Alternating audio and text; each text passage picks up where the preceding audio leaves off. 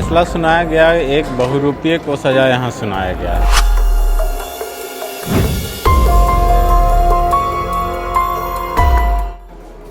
नालंदा से एक हैरान करने वाली खबर सामने आई है। यहाँ एक व्यक्ति 41 साल से एक बुजुर्ग के घर में उनका फर्जी बेटा बनकर रह रहा था। 40 साल से चल रही इस सुनवाई में अदालती फैसला सामने आया तो लोग अपने दांतों तले उंगलियां दबाने को मजबूर हो गए। इस पूरे प्रकरण में एक परिवार की भावना से खिलवाड़ और संपत्ति के लालच में हद से गुजर जाने की कहानी किसी फिल्मी स्क्रिप्ट से कम नहीं है। संपत्ति और विरासत के इस विवाद में 40 साल की कानूनी लड़ाई के बाद अदालत का फैसला आया है। इस मामले में शातिर गुनहगार को महज 3 साल की सजा मिली है। नालंदा जिले के अपर मुख्य न्यायाधीश दंडाधिकारी मानवेंद्र मिश्र की अदालत ने इस उलझे मामले पर फैसला सुनाया है। 16 साल के लापता बेटे की जगह खुद को रखकर 41 साल तक घर में रहने वाले दयानंद गोसाई को धोखाधड़ी का दोषी पाते हुए सजा सुनाई गई है।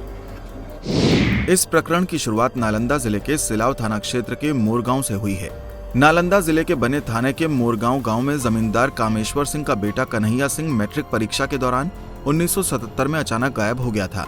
उनकी करोड़ों की संपत्ति का कन्हैया इकलौता वारिस था। कन्हैया के गायब होने के कुछ महीने बाद ही पड़ोसियों ने गांव में आए एक भरथरी को कन्हैया के तौर पर पहचानकर उसे वहां रखा था। तब कामेश्वर की बेटी रामसखी देवी ने उसे कन्हैया मानने से इनकार कर दिया था। इसके बाद साल 1981 में संपत्ति को हड़पने के ख्याल से आए इस कन्हैया पर नकली होने का आरोप लगाते हुए केस दर्ज किया गया था।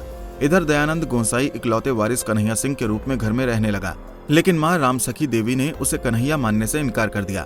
आखिरकार नवंबर 1981 में जब उनका धैर्य जवाब दे गया तो उन्होंने दयानंद के खिलाफ सिलाव थाने में मामला दर्ज करा दिया।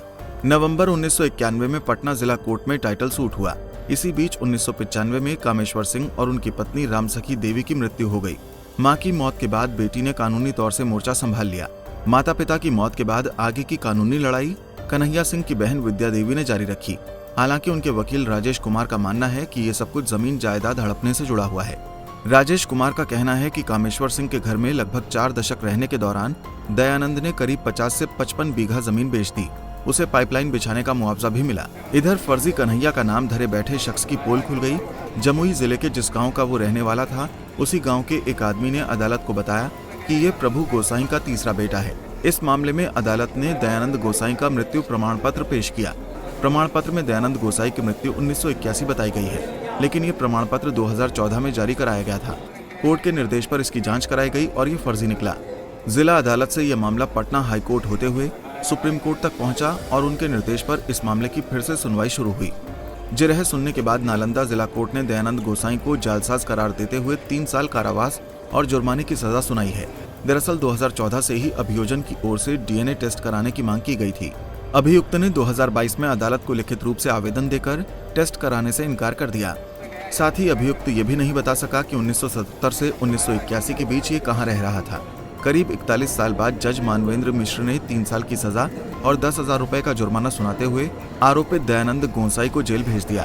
सुनाया गया, एक बहुरूपीय को सज़ा यहाँ सुनाया गया है। न्यायालय में मानवेंद्र मिश्रा न्यायाधीश जो हैं, एसीजेएम 5 हैं, उन्हीं के न्यायालय में ये सज़ा सुनाया गया है।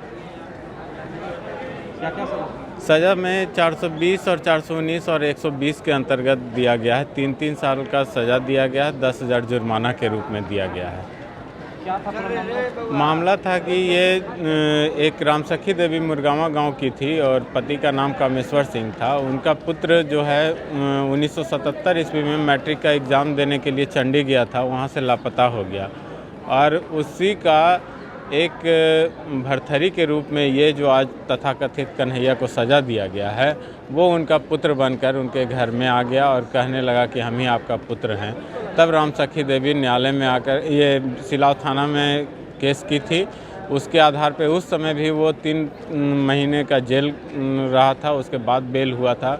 आज पूरी प्रकरण के साथ यहाँ जितने भी गवाहों की गवाही के अनुसार और रामसखी देवी की एक पुत्री की जो विद्या देवी अभी हैं, वो मुकदमा का देख रेख कर रही हैं, उनकी गवाही के अनुसार वो दोषी पाया गया और उसके आधार पे उसको सज़ा दिया गया।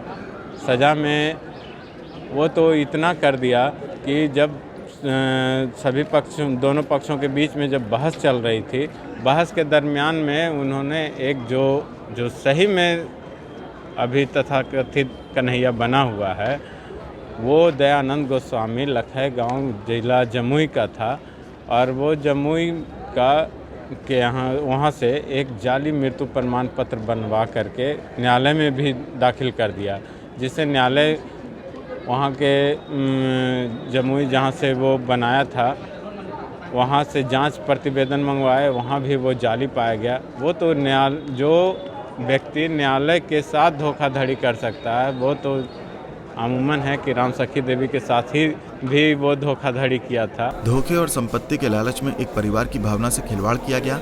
अब फर्जी कन्हैया को उसके किए की सजा मिलेगी। पंजाब केसरी टीवी के लिए नालंदा से महमूद आलम की रिपोर्ट। हमसे जुड़े रहने के लिए हमारे YouTube चैनल को सब्सक्राइब करें और नई वीडियो की नोटिफिकेशन के लिए बेल आइकॉन को दबाएं। अगर आप ये वीडियो Facebook पर देख रहे हैं तो लाइक जरूर करें और ज्यादा से ज्यादा शेयर करें। धन्यवाद।